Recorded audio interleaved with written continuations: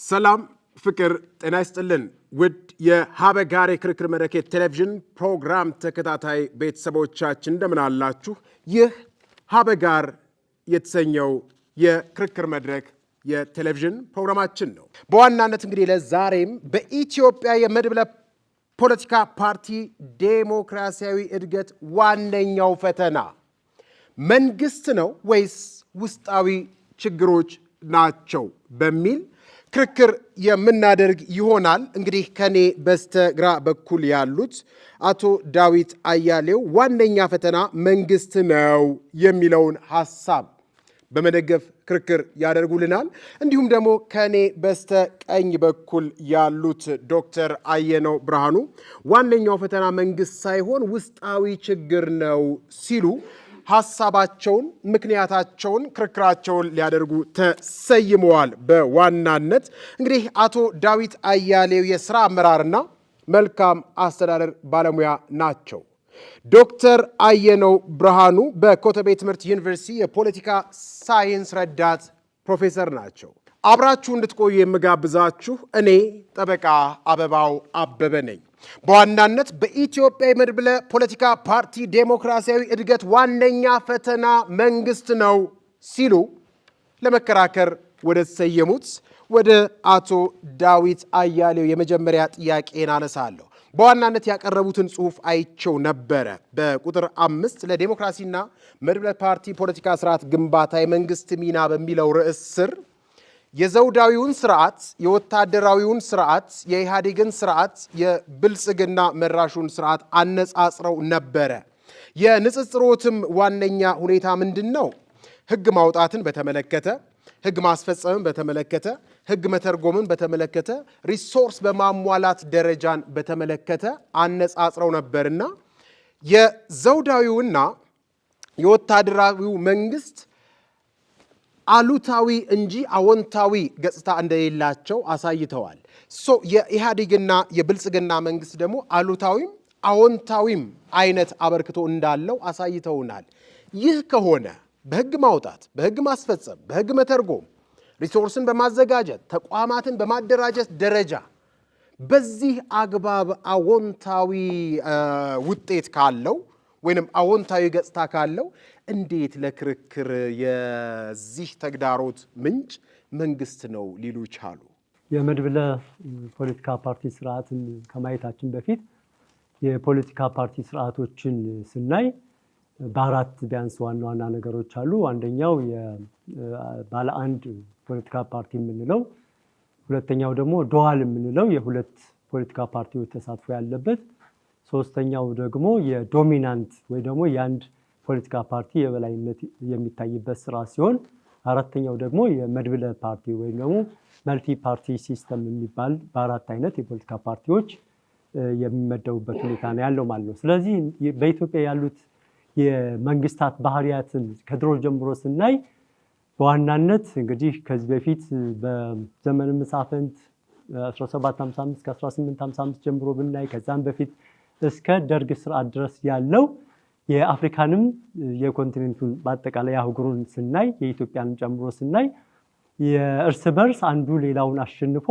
ስልጣን የሚይዝበት ሁኔታ እንጂ ፖለቲካ ፓርቲዎች ህግ ስርዓት ተቀምጦለት የሚሳተፉበት ሁኔታ አልነበረም ማለት ነው። የአፄው ስርዓትን ወይም የኃይለ ሥላሴ ስርዓትንም ብናይ እንዲሁ በተመሳሳይ ዘውዳዊ ስዩመ እግዚአብሔር ነው ተብሎ የሚታወቀው ማለት ነው። ስለዚህ ነበረ ማለት አይቻልም። ደርግም ደግሞ በተመሳሳይ በጦርነት ስልጣን የተያዘበት ሁኔታ ነው ያለው። በኋላ ግን የኢህአዴግ ስርዓት የምንለው እሱ በፈረንጅ 1991 ወይም በእኛ 83 ላይ ካሸነፈ በኋላ ብዙ የብሔር ተኮር የፖለቲካ ፓርቲዎች የተሳተፉበት በአብዛኛው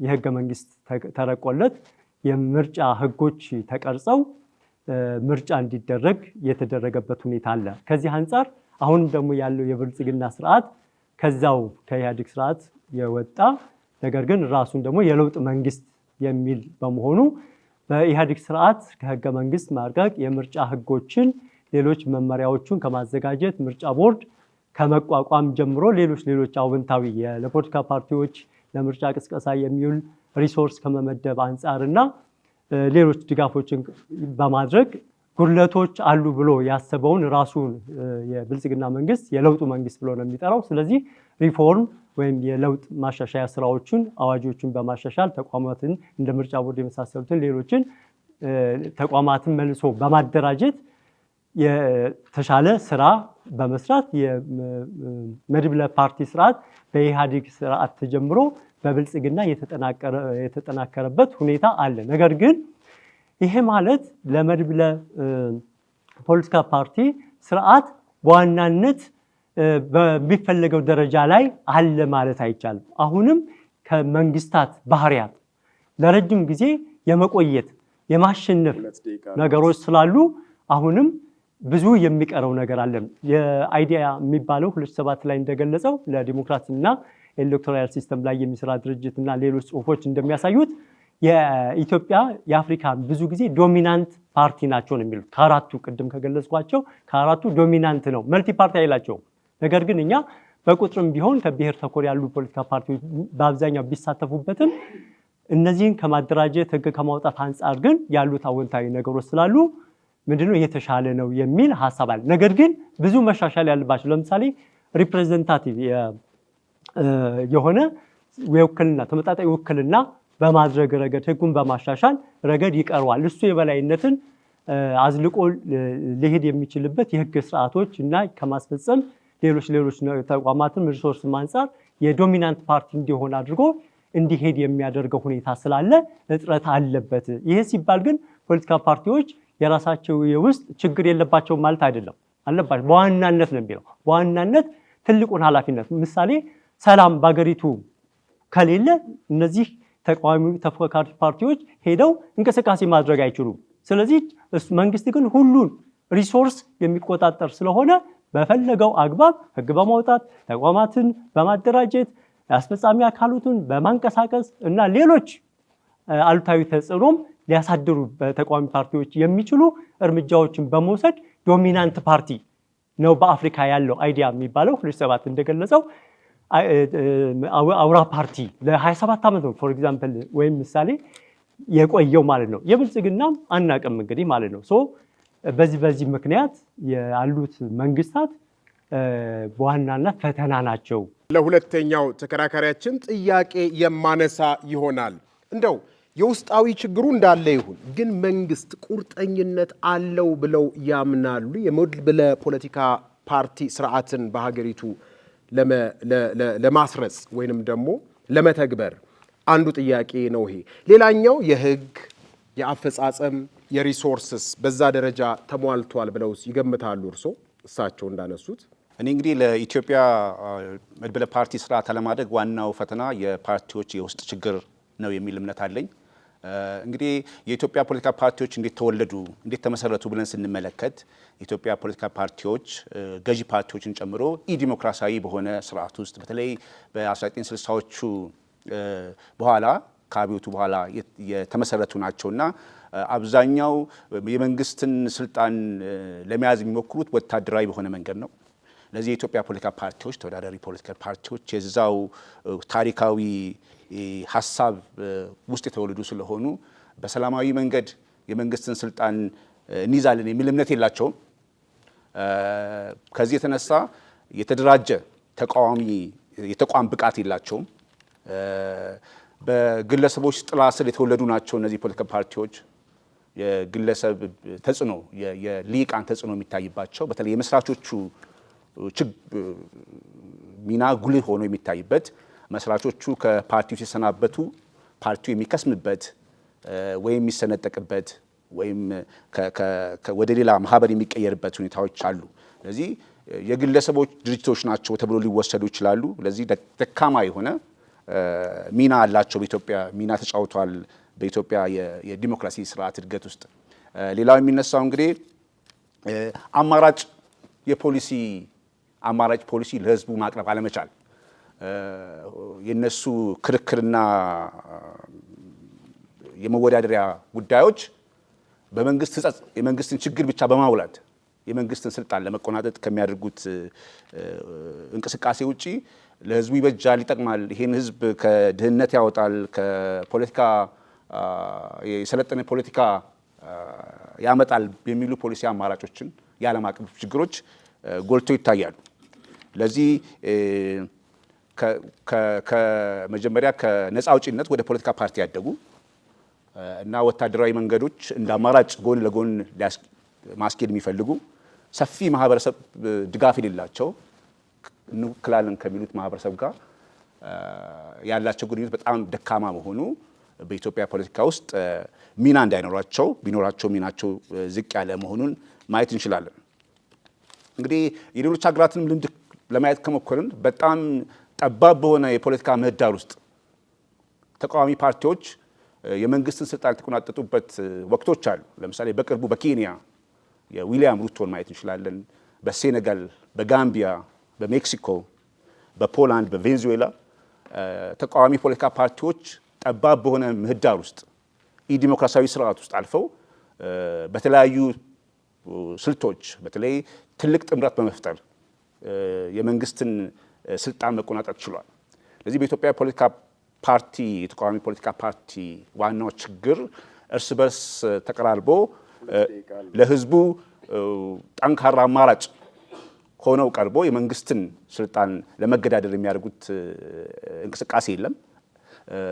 ያላቸው ግንኙነት በጥርጣሬ ላይ የተሞላ በብሔር ጥላ ስር የተመሰረቱ እንደ ሀገር አንድ ላይ ሆነው አማራጭ ሆነው ለህዝባችን የመንግስትን ስልጣን ይዘው ፖሊሲያቸውን ለመተግበር በሚያስችላቸው ቁመና ላይ እንደሌሉ ማየት እንችላለን። ስለዚህ በአንድ ብሔር ጥላ ስር መሰብሰብ፣ በምርጫ ወቅት ብቅ ማለት፣ በምርጫ ወቅት በመንግስት እንደ ሃንዳውት የሚበተንላቸውን ጸጋ እሷን ለመቀራመት ከመምጣት ውጪ በተለያዩ ጊዜ ከህዝቦች ጋር በመነጋገር ከሚደግፉት ወይም ከሚወክሉት ህዝብ ጋር ተነጋግረው ህዝብን የማገልገል እንቅስቃሴያቸው በጣም ደካማ ነው። ስለዚህ በኢትዮጵያ የዲሞክራሲ ችግር ውስጥ የፖለቲካ ፓርቲዎች ዋነኛው ተቃዋሚ ፖለቲካል ፓርቲዎች ዋናው ችግር ናቸው፣ ወይም የሚገባቸውን የሚፈለገውን ሚና መጫወት አልቻሉም። ለዛም የኢትዮጵያ ዲሞክራሲ ወደፊት መራመድ አልቻለም።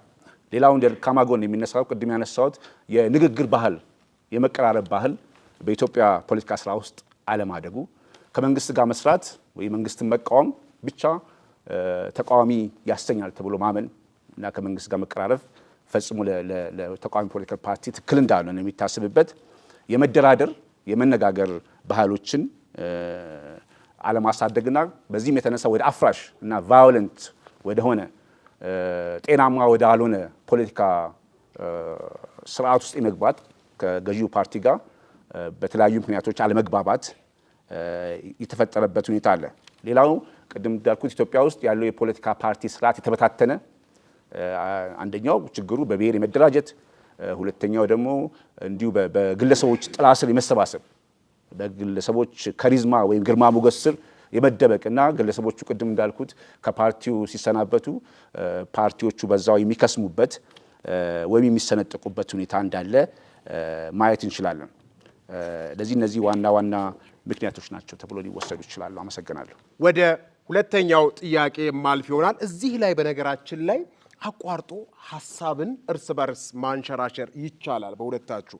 ምናልባት አቶ ዳዊት ዶክተር አየነው ቅድም በዝርዝር ያነሱት ምንድን ነው እንደው ፖለቲካ ፓርቲ እንኳን አለ ብሎ ለመናገር አፍ ሞልቶ ለመናገር እድል የማይሰጥበት አግባብ ነው ይላሉ።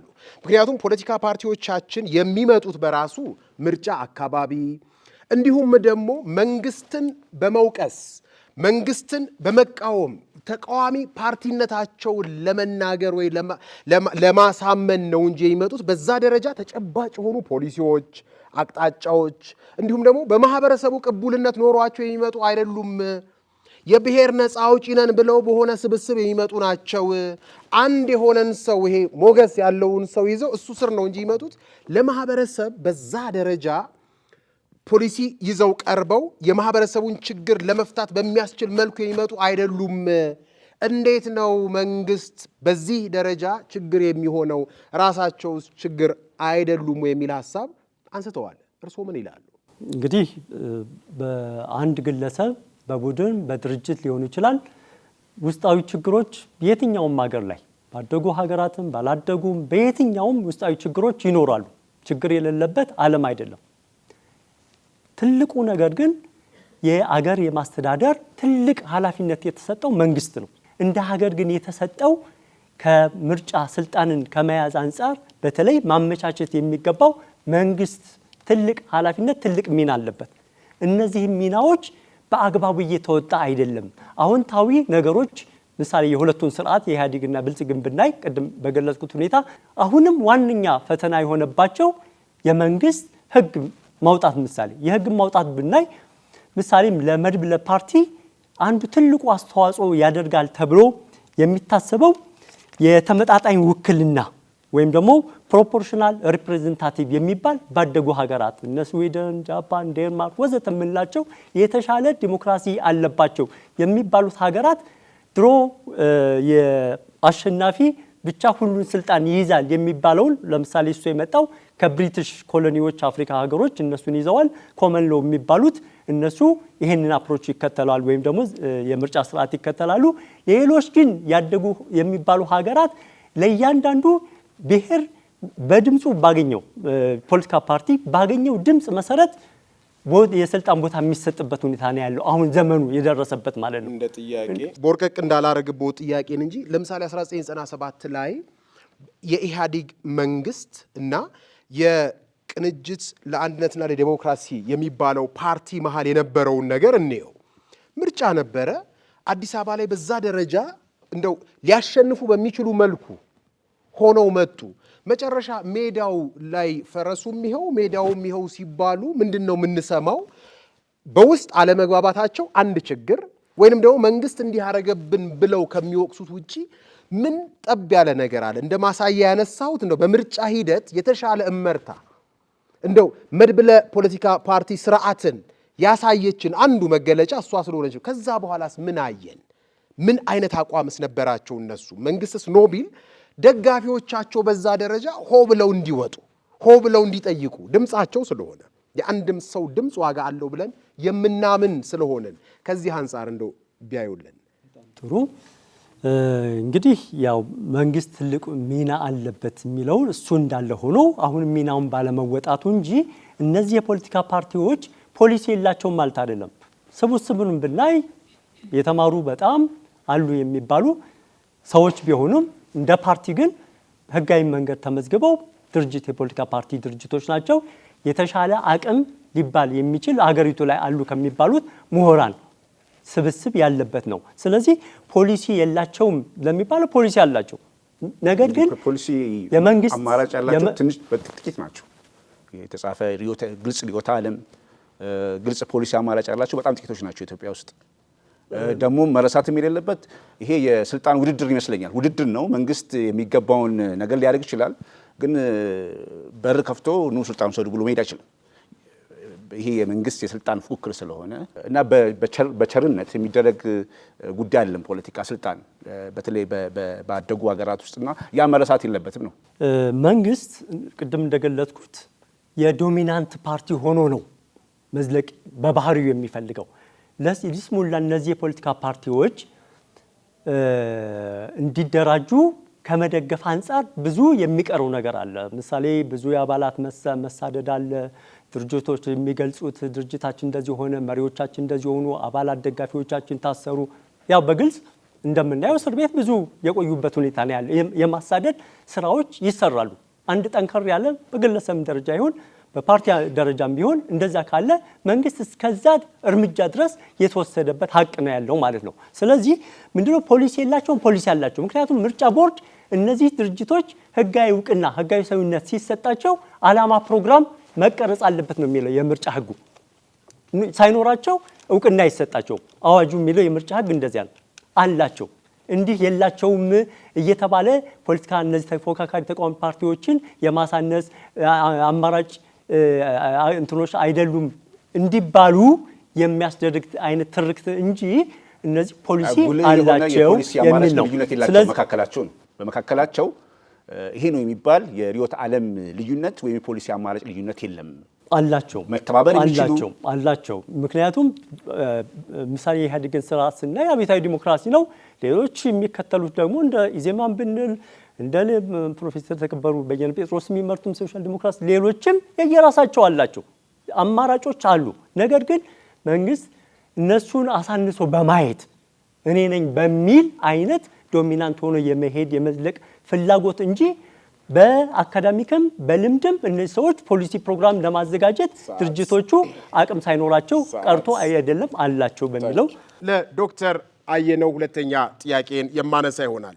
የተሻለ ሰው እንኳን ሆኖ ሲመጣ የተሻሉ ፓርቲዎች ሆኖ ሲመጡ መሳደድ አለ፣ መስታሰር አለ። እንደውም ብዙ ጸሐፍቶች ደግሞ የሚያነሱት የጸረ ሽብር አዋጁ በራሱ ሆን ብሎ እንደነዚህ አይነት በፖለቲካ ውስጥ ተጽዕኖ የሚያመጡ ሰዎችን ለማሳደድና ለማሰር የወጣ ነው እንጂ ወንጀልማ ካለ የወንጀል ሕጉ በቂ ነበረ የሚሉም አሉ። እንደው እስከ ታች ማህበረሰቡ ድረስ ወርደው ዓላማቸውን፣ ፖሊሲያቸውን፣ ስትራቴጂያቸውን፣ ግባቸውን የማሳወቅ መብትስ አላቸው ወይ? ለምሳሌ በ2007 በተደረገው ምርጫ ቤንሻንጉል ላይ፣ አፋር ላይ እንዲሁም ጋምቤላ ላይ በእጅጉ የፖለቲካ እንቅስቃሴያቸውን እንኳን እንዳያደርጉ የተከለከሉ ነበሩ። በዋናነት አንድ ዛሬም አሁን ትግራይ አካባቢ ብንሄድ እዛ ያሉ ፖለቲካ ፓርቲዎች የተለየ ሀሳብ ይዘው እንዳይመጡ በክልል ውስጥ ባለው ዶሚናንት ፓርቲ እየተከለከሉበት አግባብ እንዳለ ሲገልጹ ነበረ። እነዚህ ሁሉ ባሉበት እንደው ችግርን ወደ መንግስት ወይ ችግሩን ወደ መንግስት መግፋቱ በራሱ እንዴት ያዩታል እርሱ? ፍትሃዊ ነው ብለው ያምናሉ? እንግዲህ በኢትዮጵያ ውስጥ ክስተቶችን ብንመለከት በ97 ምርጫ በተካሄደው ምርጫ እንግዲህ ምንም እንኳ ባለፈው 2013 ከተካሄደው ምርጫ ጋር የበለጠ የተሻለ የፖለቲካ ምህዳር ነበረ የሚለው ሊያከራክር ይችላል። በእኔ እምነት ይሄኛው የቅርቡ የ2013ቱ የፖለቲካ ምህዳር ሰፊ ነው ከ97ቱ ብዬ ነው የማስበው። በዛ አስቸጋሪ ወቅት ግን ጸረ ሽብር ህጎችም አይ ቲንክ ከዛ በኋላ ቢወጡም አፋኝ ህጎች ከዛ በኋላ ቢወጡም 97 ላይ ያንኑ ችግር ተቋቁሞ ፓርቲዎች የፓርላማ የመግባት እንዲሁም በአዲስ አበባን አስተዳደር ሙሉ በሙሉ የመቆጣጠር ሁኔታ ላይ ደርሷል። በቅርቡም በ2013 የተሻለ የፖለቲካ ምህዳር ተፈጥሯል ብዬ በማስብበት ወቅት ይህን አይነት ጠንካራ የሆነ የፖለቲካ ፓርቲ ወይም ፓርቲዎች ተሰባስበው ተጠናክረው ገዢውን ፓርቲ መገዳደር ቁመና ላይ ነበሩ። ተቃዋሚ ፓርቲዎቹ ጠንካራ ካልሆኑ፣ ማህበራዊ መሰረታቸው ሰፊ ካልሆነ፣ ከልሂቃን ተጽዕኖ ካልወጡ እንግዲህ እንደምናስታውሰው በኢትዮጵያ የፖለቲካ ፓርቲዎች ከአንድ ሰው ወይም ከሁለት ሰው ተጽዕኖ ውጭ ሆነው አያውቁም። ለምሳሌ መኢሶንን እና ኃይሌ ፊዳን ማንሳት እናነሳለን። ኢህአፓን ስናነሳ እነ ብርሃነ መስቀል ረዳን፣ ኢህአዴግን ስናነሳ ታውቃላችሁ ማን እንደምናነሳ። አሁን ስልጣን ላይ ያለውን ብልጽግና ስናነሳ ማን እንደምናነሳ ታውቃላችሁ። እዚህ ለማን ያጠናክራቸው? በኢህአዴግ ስርዓት ጨቋኝ፣ በኢህአዴግ ስርዓት እስከ ማፈን ብዙሃን እስር ቤት እስከ መግባት እስከ መሳደድ እንደምናየው እንግዲህ ሌሎችን ፕሮፌሰር በየአኑ ሌሎችን ጨምሮ እስር ቤት 97 ገብቷል። ከዛ ማን ያጠናክራቸው? መንግስት የሚናገሩትን በነፃ የመናገር ዋነኛው መነሻ የፖለቲካ ስርዓታችን አመሰራረቱን የፖለቲካ ፓርቲዎች አመሰራረት ሰላማዊ ትግልና ሌሎች ወታደራዊ መንገዶችን መንግስትን ባጭሩ ከስልጣን የማስወገጃ መንገድ ህጋዊ በሆነ አካሄድ የመሄድ ፍላጎት አላቸው። ያ ታይቷል። በአደባባይ ሰልፍ ህዝቡን ባልሆነ መንገድ በማንሳት ስልጣንን ለመያዝ እንግዲህ የዲሞክራሲ መንገዱ አስቸጋሪ ነው የሚታወቀው። በጣም ትዕግስት ይፈልጋል። በተለይ ቅድም ተባለው ምህዳሩ በሌለበት ወቅት የፖለቲካ ቁርጠኝነት ያስፈልጋል። ሰላማዊ ትግልን ህዝብን ማስለመድ በፖለቲካ ንግግር እና ውይይት ድርድር በማመን ከመንግስትም ሆነ ከእርስ በራሳቸው ተደራድረው ጠንካራ ሆኖ እስካልመጡ ድረስ አሁንም በኢትዮጵያ መድበለ ፓርቲ ስርዓት ውስጥ ሚና ይኖራቸዋል ብዬ አላስብም። ማፈን ባለበት ሁኔታ እንዳይጠናከሩ ባለበት ሁኔታ ምርጫ እያደረጉ እንዳይንቀሳቀሱ የመሳደዱ ሁኔታ የነሱ ፍላጎት ነው እነሱ የሚጠናከሩት። ምህዳሩን የማመቻቸት መንግስት ሙሉ ኃላፊነት አለ። አሁንንም የተደረገው ምርጫ ነኝ ምሳሌ የብልጽግና የኢህአዴግን ያለውን ስብስብ እንዳለ ይዞ ነው ነባር አቅሙን ይዞ ነው የመጣው። ሌሎች ደግሞ አዳዲስ እድሎችንም እየጨመረ አቅም አውራ ፓርቲ እየሆነ ነው የመጣው። ስለዚህ መደላድሉን ማመቻቸት ያለበት መንግስት ነው። በተመሳሳይ ጊዜ የነበሩ ፖለቲካ ፓርቲዎችም አሉ። በ97 ሲወዳደሩ የነበሩ ሰዎች ተመሳሳይ ፊት ያላቸው ሰዎች አሁን ፖለቲካ ፓርቲ ውስጥ አሉ። ኢህአዴግን ቀጥሏል ከተባለ ሚናውን የመንግስት ሚና አሁን ለምሳሌ ብልጽግና መንግስት ጥሩ ነው ከምንለው አንዱ የምርጫን 2019 1162 2019 የወጣ የተሻሻለ የምርጫ ህግ አለ። ለምሳሌ ያ አንድ ጥሩ ነገር ነው። የጸረ ሽብርተኝነት አዋጅ አለ። እሱን የማሻሻል ነገር አለ። ምክንያቱም አፋይ ስለነበር ማለት ነው። ብልጽግና ከኢህአዴግ መውጣቱ ያስገራሚ ነገር አይደለም ነው። ዛሬ የምናየው ኢዜማ ከ97ቱ ከቅንጅት ይወጣ ነው አሉ ሰዎች እኮ ስቲል መወራረሱ አለ፣ ቀጥሏል። የመንግስት ብቻ ማጉላት አያስፈልግም። እነዚህ ተመሳሳይ ሰዎች ግን አሁንም የህዝብን ድምፅ ማሸነፍ አልቻሉም ነው። ከነበራቸው እርስ በርስ ካላቸው የጥርጣሬ ግንኙነት እንግዲህ 97ቱ ትልቅ የኢትዮጵያ ውስጥ ትልቅ የፖለቲካ ክስተት ነው። ያን ክስተት እንኳን መጠቀም አልቻሉም። እርስ በርስ ባላቸው ጥርጣሬ ስንል እዚህ ጋር ጥርጣሬ ስንል በመንግስት ፓርቲዎች ከጥርጣሬ ነፃ የሆነ ፖለቲካ ድርጅትና ግለሰብ ስብስብ ናቸው ወይ? በተቃዋሚ ፓርቲ ብቻ ነው ወይ መጠራጠር መከፋፈል ያለው የሚለው ይሄ ነው። እርስ በርስ ባላቸው ግንኙነት በብልጽግና ፓርቲ ውስጥም እኮ መከፋፈል አለ። ወደ እርሱ እንመጣለን። ቆይ ይቀጥሉ እርሱ። ለዚህ ቅድም ያነሳው ወንድሜ ያነሳው ዳዊት ያነሳው ይሄ ብልጽግና ኢህአዴግን ሙሉ ብሎ ወረሰ። መውረሱ የሚገርም ነገር አይደለም። ቢወርስ ምን ችግር አለው? እርስ በርስ መወራረስ አለ አይደል? እንዲያውንም ነው አሁን ያሉት ሰዎች ከድሮም ከ97ቱ ጀምሮ ትግል ላይ የነበሩ ሰዎች ናቸው። እንደው የነሱ ማህበራዊ መሰረት እየላላ ሄደው ዛሬ ከመንግስት ጋር ሁሉ መስራት የጀመሩ ግለሰቦች እንዳሉ እናውቃለን። ለዚህ እነዚህ ፖለቲካ ፓርቲዎች እንደ መሲ ከሚያዩዋቸው ሰዎች ተጽዕኖ ስር ካልወጡ እና ህዝባዊ መሰረት ይዘው ከህዝባቸው ጎን ሆነው የኢትዮጵያን ፖለቲካ ወደፊት እንዲራመድ መስራት ካልቻሉ እና በግለሰቦች ተጽዕኖ ስር ካሉ አሁንም ከዚህ ከመድበለ ፓርቲ ስርዓት ማጎልበት አይደለም መቆየትም አይችሉም። ግለሰቦቹ ሲጠፉ አብሮ ይጠፋሉ። ግለሰቦቹ ሲሞቱ አብሮ ይከስማሉ። ለዚህ የፖለቲካ ፓርቲዎቹ የተቋም ጥንካሬ ሊኖራቸው ይገባል። በግለሰብ ካሪዝማ ስር ከሚሆኑ በሶስት በአራት ኤሊት ቅድም ያነሱት ሊቃን ኢትዮጵያ ውስጥ እንግዲህ የኢትዮጵያ ፖለቲካ ፓርቲ የሊቃን ጉዳይ ብቻ መሆን የለበትም። ህዝባዊ መሰረት ሊይዝ ይገባል። የህዝብን ፍላጎት ነው አንድ ፓርቲ ህዝብን ነው የሚወክለው። የህዝብን ፍላጎት ነው ወደ ፖሊሲ አማራጭ የሚወስደው። ወደ ሪዮት ዓለም የሚቀይረው ህዝቡን አማራጭ ነው እንጂ የግለሰቦችንና የአንድ ተማን የተማረ ኤሊት የምንለው የሊቃኖችን ፍላጎት ብቻ አይደለም። በዛ ሊያዝ ይገባል። አሁንም ሶስተኛ ጥያቄን ለዶክተር አየነው ብርሃኑ አነሳለሁኝ። እንደው የመድብለ ፖለቲካ ፓርቲ ስርዓት በኢትዮጵያ እንዲጎለብት ወይንም እንዲጠነክር ምን ይጠበቃል ብለው ያምናሉ? በዋናነት ፓርቲዎቹ ምን ያርጉ እስቲ? በምን መልኩ ይደራጁ እስቲ? ህዝባዊ መሰረት እንዲኖራቸውስ ምን አይነት ነገር ይመክራሉ? እርሶ ቅድም ካነሳሁት ጥያቄ አንጻር 2 ደቂቃ ነው ግን ያለሁት። አመሰግናለሁ። እንግዲህ የመድብለ ፓርቲ ስርዓት በራሱ ፍጹም ስርዓት ነው ተብሎ ሊወሰድ አይችልም። የአውራ ፓርቲ ስርዓት ትክክል ነው የሚሉ አዋጭ ነው የሚሉ ለዲሞክራሲ መጎልበት አስፈላጊ ነው የሚሉ ሀሳቦች አሉ። እንግዲህ እንደምናየው በመድብለ ፓርቲ ስርዓት ውስጥ የፓርቲዎች መብዛት አለ። ለምሳሌ አሜሪካን ብንመለከት የሁለት ፓርቲ ስርዓት ነው የምትከተለው። ስለዚህ የህዝብ ፍላጎት በሁለት ተከፍሏል ማለት ነው። ሁለት አማራጭ ነው ያለው ህዝቡ። ስለዚህ ለምርጫ ውዝግብ ውስጥ አይገባም። ግን በመድብለ ፓርቲ ስርዓት ውስጥ ምንም እንኳ የህዝብ ተሳትፎ እና የአማራጮች ብዛት እንደ ጥሩ ጎኑ ቢታይም የፓርቲዎች መብዛት እንደ ተግዳሮት ሊታይ ይችላል። ስለዚህ ለመድብለ ፓርቲ ስርዓት አዋጭ የሚሆነው ፓርቲዎች መጠናከር እና በድርድር እንዳልኩት ቅድም በኢትዮጵያ ፖለቲካ ፓርቲዎች መካከል ያለው የፖሊሲና የርዕዮተ ዓለም ልዩነት በጣም ውስን ነው። በድርድር ወደ አንድ አቅጣጫ ወደ አንድ አማራጭ መምጣት ይቻላል። ለኢትዮጵያ ውስጥ ያሉ ፖለቲካ ፓርቲዎች እነዚህ ከ100 በላይ የሆኑ ፖለቲካ ፓርቲዎች ለመድብለ ፓርቲ ስርዓቱ ተግዳሮቶች ናቸው።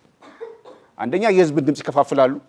ህዝብ 100 አማራጭ ነው የሚኖረው። በዛ ውስጥ እነዛን አማራጮች አይቶ የራሱን ድምፅ ለመስጠት አዳጋች ይሆናል። ስለዚህ ፖለቲካ ፓርቲዎች ተጠናክረው እነዚህ 100 ፓርቲዎች ከብሔር ጥላ ስር ወጥተው ከግለሰብ ተጽዕኖ ስር ወጥተው ተደራድረው ወደ አንድ ጠንካራ አደረጃጀት ማህበር ቢመጡ አንደኛ የህዝብን ድምፅ የማግኘት የብዙን አብዛኛውን ማህበረሰብ ድምፅ የማግኘት እና ስልጣን ላይ ያለውን መንግስት የመገዳደር ሁኔታ ሊፈጠር ይችላል። ለዛም የመድበለ ፓርቲ ስርዓቱ እንዲያድግ ሊያደርጉ ይችላሉ እንጂ አሁን ባለው ነባራዊ ሁኔታ በመበታተን እንዳልኩት በጥቅም እንዳልኩት ስርዓቱ በሚሰጠው ጥቅም ከግል ኢንተርፕራይዝ ወጥተው ከግል ማህበር ወጥተው እውነተኛ የህዝብን ሐሳብ ወስደው ያንን ወደ ፖሊሲ አማራጭ እንግዲህ ኢትዮጵያ ውስጥ ብዙ ችግሮች አሉ። ብዙ የፖሊሲ አቅጣጫ የሚፈልጉ በፖሊሲ ሊፈቱ የሚገቡ አንዳንዴ ደግሞ ርዕዮተ ዓለም የተለየ ርዕዮተ ዓለም ያስፈልጋቸዋል ተብሎ የሚታመኑ አካሄዶች አሉ። ስለዚህ ለነዛ ጉዳይ አማራጭ መስጠት ካልቻሉ ድረስ ለመድበለ ፓርቲ ስርዓቶች ዋናው ተግዳሮቶች ተቃዋሚ ፖለቲካል ፓርቲዎች ናቸው። ተመልካቾቻችን ተመልሰናል። አሁን ደግሞ ሶስተኛውን ጥያቄን ለአቶ ዳዊት አያሌው አቀርባለሁኝ። ተከራካሪዎት በዋናነት ዶክተር አየነው ብርሃኑ ያነሱት ምንድን ነው? ከመቶ በላይ ያሉ ፖለቲካ ፓርቲዎች በራሳቸው የህዝብን ድምፅ የህዝብን ፍላጎት የሚከፋፍሉ ናቸው እንጂ በራሳቸው እንደው ግልጽ የሆነ ርዕዮተ ዓለም ይዘው ግልጽ የሆነ ማሳመኛ ይዘው ግልጽ በሆነ አግባብ የማህበረሰቡን ፍላጎት ሊያረኩ የሚችሉ አይደሉም። ምርጫ በመጣ ጊዜ የሚፈለፈሉ ሊሆኑ እንደሚችሉ በሚታመን ደረጃ ነው ያሉት። መንግስት ይሄንን ለማስታረቅ በራሱ ችግር አይሆንበትም ወይ? በዛ ላይ በብሔር መከፋፈላቸው በራሱ ልዩነት ነው፣ ወደ አንድ ለመምጣት ችግር ሊያመጣ ይችላልና እንደነዛ አይነት ነገር መታረቃቸው የመድብለ ፖለቲካ ፓርቲ ስርዓትን ለመገንባት በራሱ ሁነኛ መፍትሄ ሊሆን ይችላል እንጂ መንግስት ጋር ችግር የለም ይላሉ። ምን ይላሉ እርስዎ? አመሰግናለሁ። እንግዲህ በዲሞክራሲ እና መድብለ ፓርቲ ስርዓት ውስጥ ትልቁ ነገር የዶሚናንት ፓርቲ ወይም ደግሞ የአንድ የፖለቲካ ፓርቲ የበላይነት የሚከስምበት ስርዓት ነው። ወይም ደግሞ ፕሮፖርሽናል ሪፕሬዘንታቲቭ ወይም ደግሞ የተመጣጣኝ ውክልና የምንላቸው ነገሮች የብዙሃን ድምፅ የሚሰሙበት እና የምርጫ ደግሞ ስልጣን የሚያዝበት ስርዓት ነው ማለት ነው። በተለይ ደግሞ እንደ ኢትዮጵያ ብዙ ብሔር ብሔረሰቦች ያሉባት ሀገር በተገኘው ድምፅ ልክ ሁሉም ድርሻውን ማግኘት ይኖርበታል። ፖለቲካ ፓርቲዎች በዲሞክራሲ ስርዓት ውስጥ የትኛውም ሀሳብ ሊንሸራሸር ይገባል። ትልቁ ነገር መገለጫው በዲሞክራሲ እና መድብለ ፓርቲ ስርዓት ውስጥ በብሔር የሚደራጁ በክልል የሚደራጁ በየትኛውም አግባብ ይደራጁ የመድብለ ፓርቲውን ሁኔታ የሚቀንስበት ሁኔታ የለም። ዋናው ድምፅ ሰጪው አካል እነሱን የሚመርጥበት የመድብለ ስርዓት ማለት ሁለትና ከዛ በላይ የሆኑ ፖለቲካ ፓርቲዎች የመንግስትን ስልጣን ለመያዝ እድል ሲኖራቸው ነው። በብሔር ከተደራጁ እነዚህ ፓርቲዎች የመንግስትን ስልጣን የመያዝ በሀገር ደረጃ ሀገር አቀፍ ፓርቲዎች ስላልሆኑ የመንግስትን ስልጣን የመያዝ እድል የላቸውም። እንደዚህ ከሌላቸው መድብለ ፓርቲ ስርዓት አይደለም። አንተ ቅድም እንዳልከው የአውራ ፓርቲ ስርዓት ነው። አንድ መንግስት ስልጣንን በተደጋጋሚ የሚይዝበት እና አብዛኛው ፖለቲካ ፓርቲ ምርጫን ብቻ የሚያሙቅበት ስርዓት ነው እሱ። መድብለ ፓርቲ ለማለት ግን እነዛ ተፎካካሪ ፓርቲዎች የመንግስትን ስልጣን መያዝ መቻል አለባቸው፣ እድል ሊኖራቸው ይገባል። አሁን ባለው ሁኔታ ግን ይሄንን እድል ያለው ፓርቲ የለም ነው። ውስን ሀገር አቀፍ ፓርቲዎች ስላሉ ማለት ነው። አመሰግናለሁ። አሁን በሀገራችን ያሉት ቢያንስ ወደ 22 አካባቢ የሚሆኑ ሀገር አቀፍ ህጋዊ በምርጫ ቦርድ የተመዘገቡ አሉ። ወደ 22 የሚሆኑ ማለት ቀሪዎቹ ብሔር ተኮር የሆኑ ክልል ተኮር የሆኑ ፓርቲዎች ናቸው። የሉም ብሎ መፈረጅ አይቻልም። እንግዲህ ህጋዊ እውቅና ተሰጥቷቸው ወደ 22 ኢዜማ፣ ሌሎች የምንላቸው አሉ። እኛ ጠንካራ አይደሉም እንላቸው እንጂ እነሱ ጠንካራ የሆኑበት የ97ን ነፃ በአንጻራዊነት የተሻለ እድል በተሰጠበት እኮ አዲስ አበባ ያን ያክል ወንበር የተያዘበት ነው ማለት ነው። ታቸው ሐሳብ ምንድነው? መች ገቡበት? ውስጣቸው ሰላም ባለመኖሩ ሽኩቻ በመኖሩ ቦታው እንኳን ቢሰጣቸው ሊገቡ አልቻሉም። ችግሩ የፓርቲዎቹ ነው እያሉ ነው እርሳቸው። በእኔ ግምት ብንገባም ተጽዕኖው ከባድ ነው የሚል የአንድ ወቅት ክስተት ነው። አሁን እኮ ተቃዋሚ ፓርቲ የምንላቸው እኮ የመንግስት ለምሳሌ እንደ ትምህርት ሚኒስቴርን የመሳሰሉትን እኮ ተቋማት እየመሩ ነው ያሉት እኮ በአዲስ አበባ መስተዳድርም ኢንቨስትመንት የመሳሰሉትን አዲስ አበባ መስተዳድርም ብልት ወዘተ። ስለዚህ መድብለ ፖለቲካ ፓርቲ ያስብል ይሆን እሱ? ምን ለምሳሌ ትምህርት ሚኒስቴር መያዙን ወይ በግል የግለሰብ ነው ስለተባለ ተቃዋሚዎቹን አሳንሶ የማየት ነገር ስላለ እነዚህ ተቃዋሚ ፓርቲዎቹም እንደ ሀገር የሀገሪቱ ሪሶርስ ናቸው፣ ሀብቶች ናቸው። ስለዚህ በግለሰብ ደረጃ እንበላቸው እንጂ እነዚህ ህጋዊ እውቅና አግኝተው የተመዘገቡና ዓላማ ፕሮግራም እየተንቀሳቀሱ ያሉ ስለሆነ ማሳነስ የለብንም። ሰዓት አልቆብናል። በኋላ ላይ በማጠቃለያ ምን መጣበት ይሆናል። አቶ ዳዊት በደበበ ኃይለ ገብርኤል የህግ ቢሮ ዘጋጅቶ በአርትስ ቴሌቪዥን ዘወትር ረቡዕ ከምሽቱ 3 ሰዓት ጀምሮ ወደ እናንተ ወደ ውድ ታዳሚያን የሚቀርበው ሀበጋር የክርክር መድረክ የቴሌቪዥን ፕሮግራም ሞቅ ሞቅ ባለመልኩ በዚህ አግባብ እየቀጠለ ይገኛል። አሁን ደግሞ ከናንተ ከውድ ታዳሚያን የሚነሱ አራት ጥያቄዎችን የምናስተናግድ ይሆናል። እንግዲህ የምጠይቀው ለዶክተር አየነው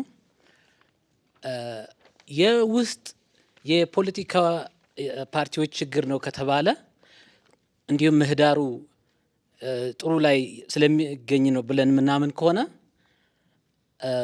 ለምን እነ ባልደራስ የነበራቸውን በከተማ የሚያሳዩት ራሊ ሰላማዊ ሰልፎችን ትተው በረሃ ወጡ?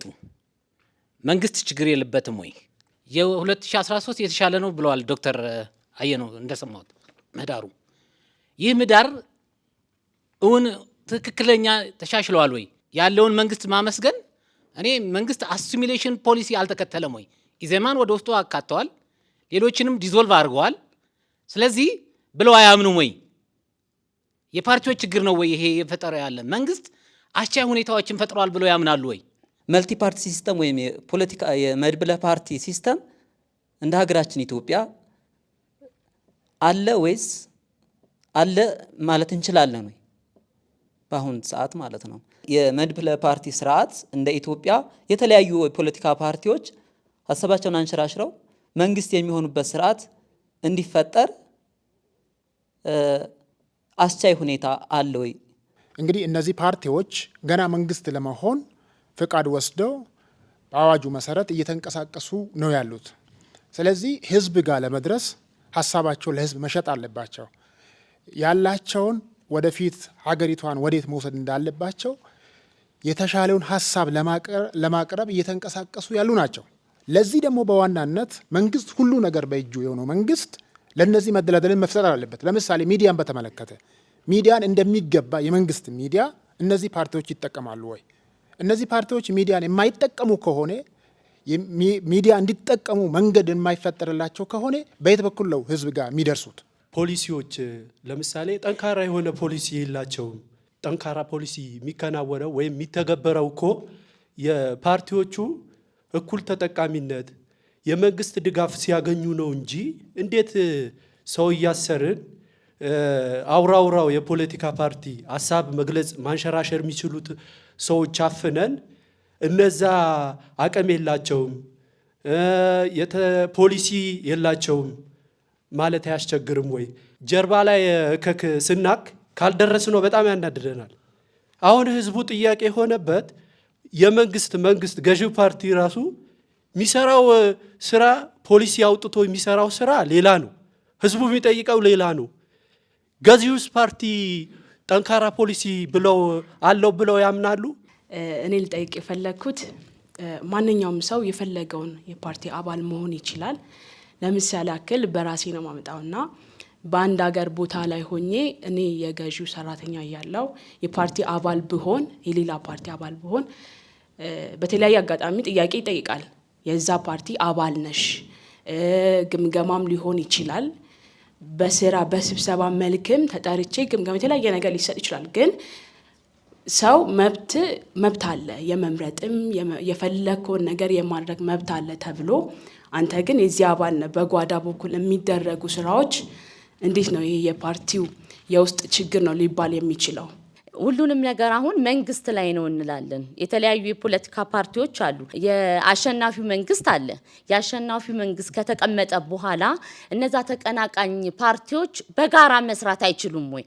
እውነተኛ ዓላማ ካላቸው እኛስ በእያንዳንዱ ቦታ ላይ በየክልል ላይ የምንሰራው ስራ በእያንዳንዱ ፓርቲ ላይ ይዘን የምንመጣው ሀሳብ ለትውልዱ ለሚመራው መሪያችን ለፖለቲከኞቻችን እንደ አንድ ሀገራችንን እንደ አንድ ቤት እንድናስብ የሚያደርገን ነው ወይ?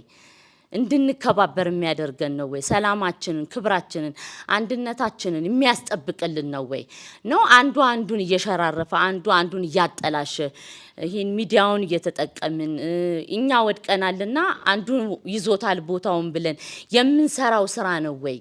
እና የተደራጀ ነገር ካለ መንግስት ይሄንን ተቀብሎ ለመስራት ፈቃደኛ እንደሆነ እኔ በዚህ እድሜ እንኳን በተከታታይ እየሰማ ያለው እዛ ጋር ይዞት የሚመጡት ፍሬ ሀሳብ ደጋፊ ነው ወይ? ክልላትን ያንጻሉ፣ ሀገራትን እንደ ሀገር ያቆማሉ የሚለው ነገር ሪያሊቲ ላይ የተመሰረተ ነው ወይ?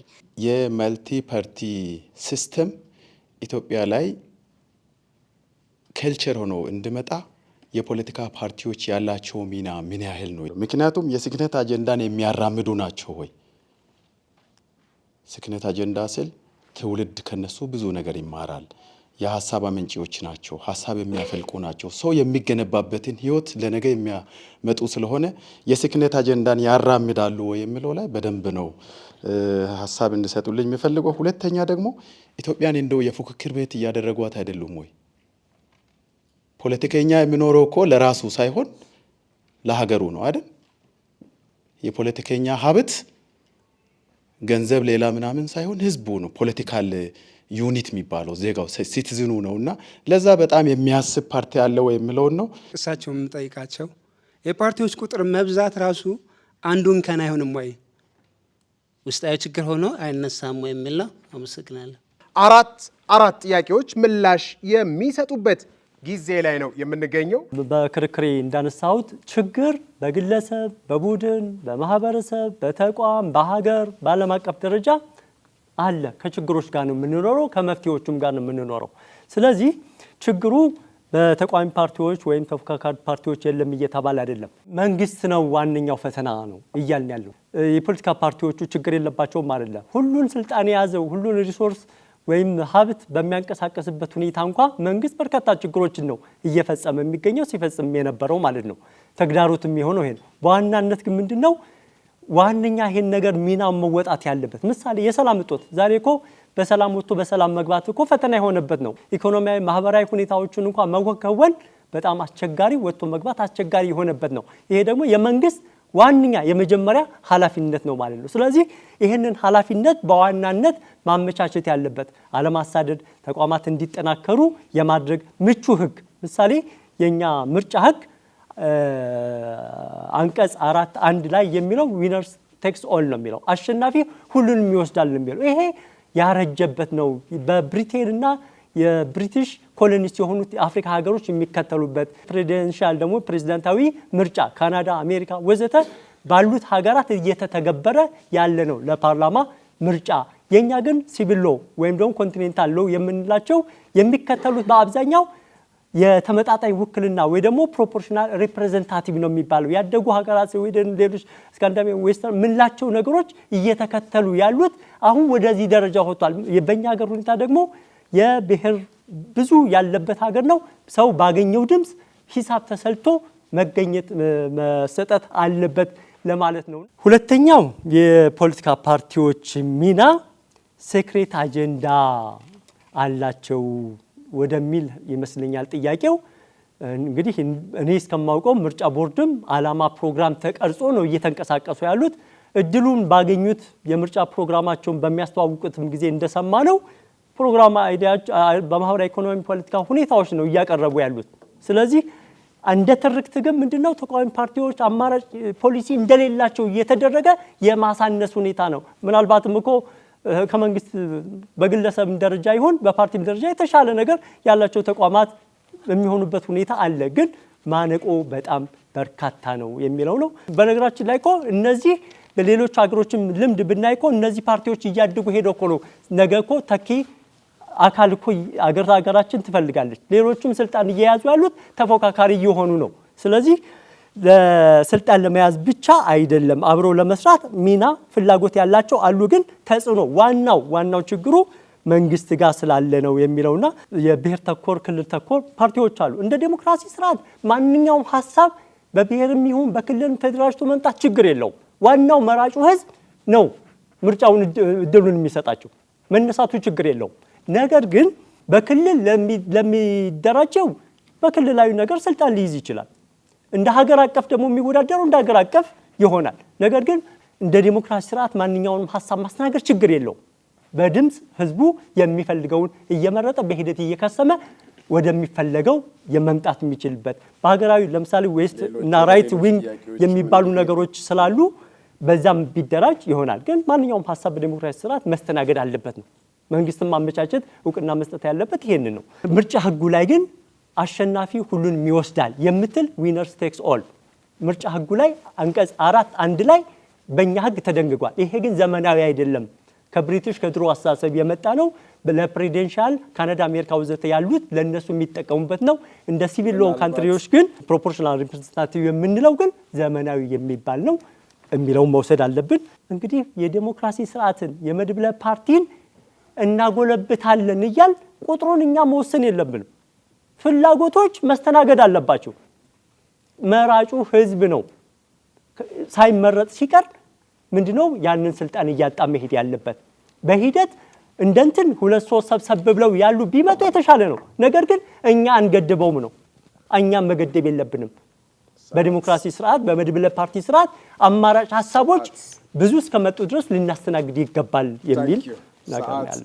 ለሁለተኛው ሀሳብ ለተነሱ ጥያቄዎች ምላሽ እንዲሰጡን በቀጥታ ወደ እርሶ አልፋለሁኝ። ቅድም ለማንሳት እንደሞከርኩት የኢትዮጵያ ፖለቲካ ፓርቲዎች ውልደት በምን ጊዜ ውስጥ ነበረ የሚለው ማየት ያስፈልገናል።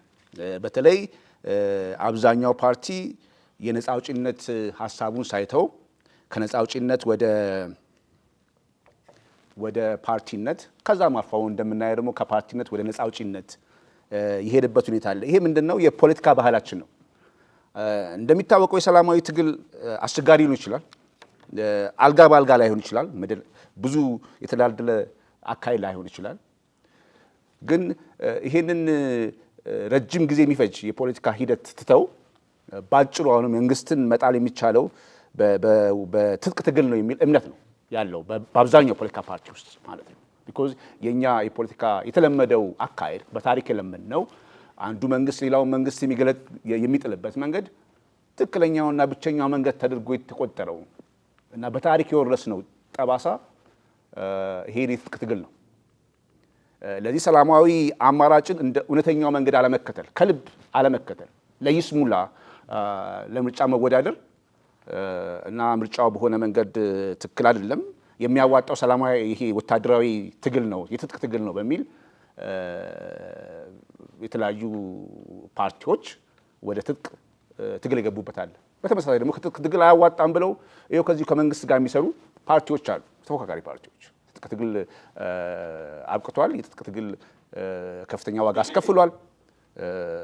ለዚህ በትጥቅ ትግል ከዚህ በኋላ አንሄድም፣ በመንግስት ከድርድር በመነጋገር ከመንግስት ጋር መስራት እንችላለን ብሎ የመጡ ፓርቲዎች አሉ። የፖለቲካ ፓርቲዎችና አመራሮቻቸው በኢትዮጵያ የፖለቲካ ስርዓት እድገት ውስጥ ገንቢ ሚና አልተጫወቱም። አንደኛው ገንቢ ሚና ያልተጫወቱበት መንገድ ምንድነው?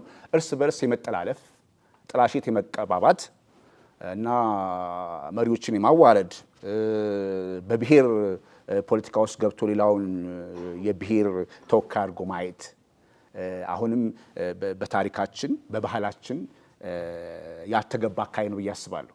ስለዚህ አሁንም ባጭሩ የመንግስትን ስራ በማንኳሰስ መንግስት የሰራውን ስራ ያለፈው መንግስት የሰራውን አሁን ያለነው መንግስት የሰራውን በማሳነስ በመተቸት ግለሰቦችን የሌለስን በመስጠት በማዋረድ በብሔር በማንነት የሚደረጉ ትግሎች አያዋጡም፣ ገንቢ ሚና አይደሉም፣ ለፖለቲካችን ውድቀት ነው። ለመድብለ ፓርቲ ስርዓት ለምንመኘው የሰለጠነ ፖለቲካ ሀሳብ ላይ የህዝብ ፍላጎት ላይ ተመስርቶ ለምናደርገው ትግል እንቅፋት ነው ብዬ አስባለሁ። መድብለ ፓርቲ ስርዓት እውነት ኢትዮጵያ ውስጥ አለ ወይ? መድብለ ፓርቲ ስርዓት የለም። እንግዲህ ቅድም የወንድሜ አረዳድ መድብለ ፓርቲ ስርዓት ላይ ትክክል ነው ብዬ አላስብም። መድብለ ፓርቲ ስርዓት ማለት የፓርቲዎች መብዛት አይደለም። መድብለ ፓርቲ ስርዓት ማለት ከሁለት በላይ የሆኑ ፓርቲዎች የመንግስትን ስልጣን ለመያዝ እድል አላቸው ብለን ስናምን ነው። 3 እና 4 ፓርቲዎች አንደኛው ለብቻው ወይም በጥምረት የመንግስትን ስልጣን መያዝ የሚችሉበት ስርዓት ማለት ነው መድብለ ፓርቲ ስርዓት እንጂ የፓርቲዎች እንደ አሸን መፍላት አይደለም። ለዚህ እነዚህ በብሔር በማንነት ላይ የተደራጁ ፓርቲዎች በአጠቃላይ በሀገር ደረጃ ያለውን የመንግስት ስልጣን መቆጣጠር ስለማይችሉ እንደው ለመድበለ ፓርቲ ስርዓቶች እንቅፋት ነው የሚል ሀሳብ ነው ያለኝ። ሌላው ከሚዲያ አጠቃቀም ጋር ተያይዞ የተነሳው ነገር አለ። እንግዲህ አሁን ይሄ ሀሳብ ግን በአሁን ባለው ሰለጠነው ዓለም ይሰራል ወይ ብለን ስናስብ ላይሰራ ይችላል። ሜይንስትሪም ሚዲያው ልክ ነው፣ በመንግስት ቁጥጥር ስር ሊሆን ይችላል። ግን ጊዜው ቴክኖሎጂ ያመጣው ማህበራዊ ሚዲያዎች አሉ። ህዝቡን በቀላሉ ልንደርስበት የምንችላቸው መንገዶች አሉ። እንግዲህ ባለፉት ዓመታትን በምርጫ ሰሞኖች እንዳየነው የተሰጠውን ትንሽ እንኳን ጠባብ ምህዳር የተባለውን መጠቀም አልቻሉ ሚዲያዎች፣ ፓርቲዎች በአግባቡ ተጠቅመዋል ወይ የሚለው አንድ ነገር ነው። አሁን ደግሞ በማህበራዊ ሚዲያ ማንም አካል ቁጥጥር የማያደርግበት ሚዲያ ስላለ ምን አይነት ፓርቲዎች ናቸው ማህበራዊ ሚዲያ ላይ ያሉት? እንግዲህ የመንግስትና ይሄ የመሪው የገዢው ፓርቲና ሌሎች ፓርቲዎች ይታያሉ አንድ ሁለት፣ ሌሎቹ ማህበራዊ ሚዲያ ላይ ራሱ የሉ። ያንን መጠቀም ይችሉ ነበረ ማለት ይቻላል።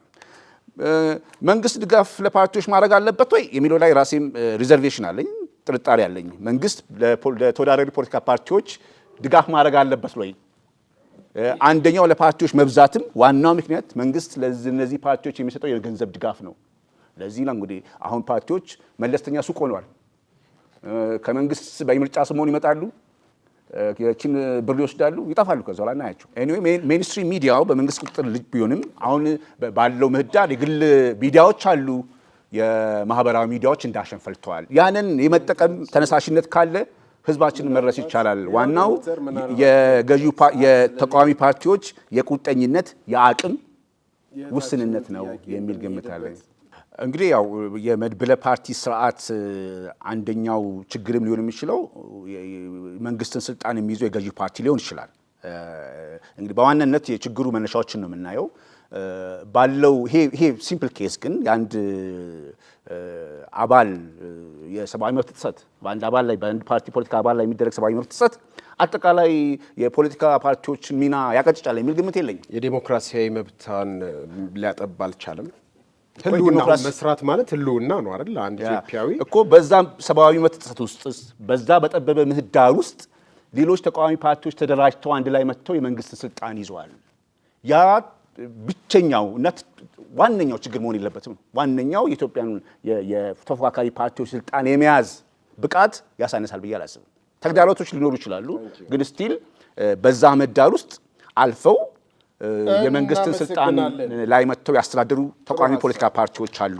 አሁን ደግሞ የውድ ተከራካሪዎቻችን 3 ደቂቃ የማጠቃለያ ጊዜ አላቸውና በቀጥታ ወደ እርሶ ልለፍ። አቶ ዳዊት አያሌው፣ እንግዲህ የዲሞክራሲና የመልቲ ፓርቲ ስርዓት በሀገራችን እንዲገነባ ከተፈለገ በዋናነት ሁሉም አካላት መንግስት፣ የሲቪል ሶሳይቲው በዲሞክራሲ እና በሰብአዊ መብት ወዘተ ብዙ ይሰራሉ። ሲቪል ሶሳይቲዎች፣ የመንግስት አካላት፣ ሌሎች ባለድርሻ አካላት እና በዋናነት መንግስት ሚናቸውን መወጣት አለባቸው። ነገር ግን መንግስት በዋናነት ህግ ከማውጣት ምርጫ ምሳሌ የምርጫ ህጉ 1162/2019 የወጣው በአንቀጽ 4(1) ላይ ዊነርስ ቴክስ ኦል ወይም ደግሞ አሸናፊ ሁሉን ይወስዳል የሚለው በመጠቀም እሱ ቀደም ሲል ያገኘውን አቅም እና የሚፈጥራቸውን አቅም ላይ ይዞ ደግሞ ሌሎች እድሎቹን በመፍጠር በተፎካካሪ ፓርቲዎች የሚፈጥረውን ተጽዕኖ ሊቀንስ የሚችለው ሁሉም አካላት በተለይ ኢትዮጵያ የብሔር ብሔረሰቦች አገር በመሆኗ ሁሉም ያገኘውን ድምጽ በመንግስት ስልጣን ቦታ እንዲኖራቸው ከተፈለገ የሪፕሬዘንታቲቭ ፕሮፖርሽናል ሪፕሬዘንታቲቭ የሆነ ወይም ደግሞ ተመጣጣኝ ውክልና ያለበት ስርዓት እንዲነገስ ህጉን ከማሻሻል ለዚህ ደግሞ ቁርጠኛ አቋም ከመያዝ ተፎካካሪዎቹን እንዳያማህ ብላው አይነት ነገር ሳይሆን በእውነት እነዚህ አካላት አስተዋጽኦ ይኖራቸዋል። የኢትዮጵያ የብሔር ብሔረሰቦች ኢትዮጵያ የዚህ አካል ናች ብሎ እሱ እንደሚለው ያክል በተግባር ምን ማድረግ አለበት? ይህን ነገር መፈጸም ይኖርበታል ማለት ነው። በተግባር ከማሰር ከማሳደድ ህግ ተገቢዎች ነገሮችን ደግሞ እነሱን በማውጣት ይሄ የሚያደርጋቸውን ነገሮች በመቆጠብ በእውነተኛ ይቺ የመድብለ ፓርቲ ህዝቦች ወይም ፖለቲካ ፓርቲዎች አገር እንድትሆን ከተፈለገ ቁርጠኛ ሆኖ ማድረግ ያለበትም ማድረግ አለበት። ህግ ከማሻሻል በዋናነት የኛ የምንከተለው ያረጀ ነው። የብሪቲሽ ስርዓት ድሮ ሲከተሉበት የነበረውና የነሱ ኮሎኒዎች በአፍሪካ ወይም ቅኝ ተገዢዎች ሲከተሉ የነበሩትን ስርዓት ነው አሁንም እየተከተልን ያለው እና በአሜሪካ፣ ካናዳ ወዘተ ለፕሬዚደንሻል ደግሞ ለፖለቲካ ፕሬዚዳንታዊ ምርጫ ለሚደረግበት ለኮመን ሎ ለምንላቸው የሚጠቀሙበትን ስርዓት ነው እየተጠቀ እኛ ደግሞ ሊበራሎች አይደለንም። አሁን ሲቪል ሎው የምንከተል ኮንቲኔንታል የምንጠቀም ሀገሮች በመሆን ለእኛ በሚመጥና የብሔር ብሔረሰቦችን ሁሉም ደግሞ ፓርቲ በተቋቋመበት ያገኛትን ድምፅ ቢገኝ ፓርላማ ላይ ምን ይሆናል? ፉክክር ይኖራል። የአንድ ፓርቲ ዶሚናንት ፓርቲ ነው በአፍሪካ ያለው የሚባለውን ነገር እሱን ሊያስቀርልን ይችላል። ሁሉም አካላት ግን ሲቪል ሶሳይቲው ተቋም ፓርቲና መንግስት ሚናቸውን ግን በአግባቡ መወጣት አለበት። ዋናው ችግር ግን መንግስት ነው የሚለው ቁርጠኝነት ይጎለዋል የሚለው ነው። እናመሰግናለን ውድ ተመልካቾቻችን። አሁን ደግሞ ወደ ሁለተኛው ሐሳብ ማጠቃለያ እንሄዳለን። 3 ደቂቃ አለው። እንግዲህ የኔ ዋናው ሐሳብ አሁንም ለኢትዮጵያ የፖለቲካ የዲሞክራሲ ስርዓት መቀጨጭ ዋናው ምክንያት ተቃዋሚ ፖለቲካ ፓርቲዎች ናቸው። ከነሱ የሚጠበቀው ሚና በሌሎች ዲሞክራሲያዊ ሀገራት ተቃዋሚ ፖለቲካ ፓርቲዎች የሚጫወቱትን ሚና አልተጫወቱም። ገንቢ ሚና አልተጫወቱም። ከመንግስት ጋር ባላቸው ግንኙነት፣ እርስ በራሳቸው ባላቸው ግንኙነት በኢትዮጵያ ፖለቲካ ባህል ገንቢ ሚና አልተጫወቱም። ያየናቸው እርስ በርስ ያላቸው ግንኙነት በጥላቻ በጥርጣሬ ላይ ተመሰረተ። ከመንግስት ጋር ያላቸው ግንኙነት በዛው እጥፍ ጥርጣሬና ውዝግብ ላይ ተመሰረተ በመሆኑ ለኢትዮጵያ ፖለቲካ ባህል እድገት፣ ለኢትዮጵያ ዲሞክራሲ ያበረከቱት ሚና የለም የሚል ሀሳብ ነው ያለኝ። ሌላው እንግዲህ ቅድም ወንድማችንም እያነሳ የነበረው የምርጫ ስርዓት እንደ ትልቅ ነገር ሊነሳ አይገባም ብዬ አስባለሁ። የአብላጫ ድምጽም የተመጣጣኝ ድምጽም የራሱ የሆነ በጎ ነገር አለው፣ የራሱ የሆነ መጥፎ ጎን አለው። ለምሳሌ በተመጣጣኝ የፖለቲካ የምርጫ ስርዓት ውስጥ 40ና 50 ፓርቲ ፓርላማ ገባ ማለት የመድብለ ፓርቲ ስርዓቱን ያጎለብታል ማለት አለ። መድብለ ፓርቲ ስርዓት ቅድም እንዳልኩት ከሶስት እና ከዛ በላይ ያሉ ፓርቲዎች የመንግስትን ስልጣን በጥምረት ወይ ለብቻ መያዝ የሚችሉበት ሁኔታ ነው። ስለዚህ ያልተረጋጋ መንግስት ሊፈጠር ይችላል በዚህ በተመጣጣኝ የፖለቲካ ስርዓት ውስጥ። ስለዚህ አብላጫ ድምጽ የራሱ ጥሩ ጎን መጥፎ ጎን አለው። የተመጣጣኝ ውክልና ድምጽን በዛው መሰረት። ስለዚህ አንዱ ፐርፌክት ነው ተመጣጣኝ ውክልና ትክክል ነው ብሎ ማለትም ትክክል አይመስለኝም። ሌላው በብሔር መደራጀቱ ችግር የለውም። በብሔር መደራጀቱ በጣም ችግር አለው። አንድ ፖለቲካ ፓርቲ አሳማኝ የፖለቲካ አማራጭ ካለው ለምን ከሌላ ብሔር ጋር ሰዎችን ለምን አይመለምንም? ለምን ለዛ ብሔር ብቻ የፖለቲካ አማራጭ የፖሊሲ አማራጭ ያመጣል? ለዚህ የፖለቲካ ፓርቲ መብዛት እና በብሔር መደራጀት አንደኛው እንከን ነው። እነዚህ ፖለቲካ ፓርቲዎች ማለፍ ያቃታቸው ችግር ነው ብዬ ነው የማስበው። ለዚህ የብሔር ጥምረት ያስፈልጋል። የተለያዩ ብሔሮች ያሏቸው አባላቶች ያስፈልጋሉ። ጠንካራ የፖሊሲ አማራጭ ያስፈልጋል። የተለየ ፖሊሲ ህዝቡ ምሳሌ የብሔር መጠቃለያ ላይ ስለሆነ አሁን ምናልባት በዛው መሰረት የኢትዮጵያ ፖለቲካ ባህል እንዲዳብር፣ ዲሞክራሲ እንዲጎለብት፣ መድብለ ፓርቲ ስርዓቱ እንዲያድግ ከተፈለገ ተቃዋሚ ፖለቲካ ፓርቲዎች ከተለመደው የታሪክ ሰጣ ገባ እና መጠላለፍ ባህል ወጥተው ለእውነት ለህዝባቸው እድገት፣ የዲሞክራሲ የኢኮኖሚ እድገት መስራት ከፈለጉ እና እችን ሀገር ማራመድ ከፈለጉ ገንቢ ሚና መጫወት አለባቸው። ከራሳቸው አመራሮቹ ፍላጎት እና ከብሔር ፍላጎት ወጥቶ ሀገር አቀፍ የሆነ አደረጃጀት ሊኖራቸው ይገባል። እዚህ ዓለም ሲኒማ የታደማችሁ ተከታታዮቻችን የተነሱትን ርዕሰ ጉዳይ ምርጫ ታደርጋላችሁና በኢትዮጵያ የመድብለ ፖለቲካ ፓርቲ ዴሞክራሲያዊ እድገት ዋነኛ ፈተና መንግስት ነው ሲሉ አቶ ዳዊት አያሌው ያነሱትን ሐሳብ የምትደግፉቱ በዚህ በአረንጓዴው ካርድ ትወከሉልናላችሁ።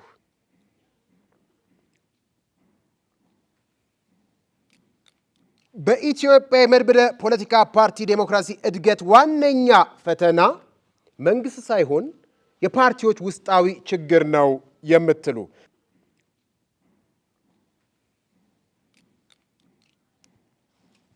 ሐሳብ አልያዝኩም የምትሉቱ ካላችሁ በነጩ ካርድ ከፍ አድርጋችሁ ትወከሉልናላችሁ። በኢትዮጵያ የመድብለ ፖለቲካ ፓርቲ ዴሞክራሲ እድገት ዋነኛ ፈተና መንግስት ነው ስትሉ ቅድመ ክርክር ላይ 14 ነበራችሁ። ውስጣዊ ችግሮች ናቸው ስትሉ 24 ነበራችሁ። ሐሳብ አልያዝኩም ያላችሁ 23 ነበራችሁ። በዋናነት እንግዲህ ድህረ ክርክር ወይንም ከክርክሩ በኋላ ማለት ነው ውድ ተመልካቾቻችን መንግስት ነው ሲሉ 14 የነበሩት 40 ሆኑ። ውስጣዊ ችግሮች ናቸው ሲሉ 24 የነበሩት 14 ሆኑ። ሐሳብ አልያዝኩም ሲሉ 23 የነበሩት 7 ሆነዋል። ስለዚህ በዛሬው ክርክራችን በኢትዮጵያ የመድብለ ፖለቲካ ፓርቲ ዴሞክራሲ ዋነኛ ፈተና መንግስት ነው ሲል 40 ለ14 በሆነ ውጤት ተጠናቋል። እንግዲህ ሐሳብ ሊለያይ ይችላል። በሐሳብ እናሸንፍ ነው የኛም ዋነኛ መርህና ዓላማ። ተከራካሪዎቻችን ሐሳባቸው ይለያያሉ፣ እነሱ ግን አንድ መሆናቸውን በመጨባበጥ ያሳዩልናል።